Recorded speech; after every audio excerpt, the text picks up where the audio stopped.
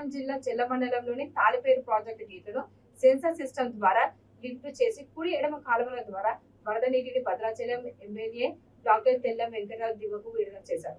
Taliperu project వలన చెల్ల దుమ్ముగూడెం మండలాల్లో సుమారు 35,000 ఎకరాలు వరి పంట సాగు అవుతుందని తెలియజేశారు. ఇరిగేషన్ అధికారులు ప్రత్యేక చొరవ తీసుకొని ప్రస్తుతం ఈ నీటి ద్వారా ఖరీఫ్, రబీ 2 పంటలు పండే విధంగా నీటి సరఫరా అయ్యేటట్టు ప్రత్యేక ప్రణాళిక సిద్ధం చేయాలని ఎమ్మెల్యే అధికారులు సూచించారు. ఈ కార్యక్రమంలో ఇరిగేషన్ అధికారులు, మండల అధికారులు, 2 మండలాల రైతులు, పార్టీ నాయకులు పాల్గొన్నారు.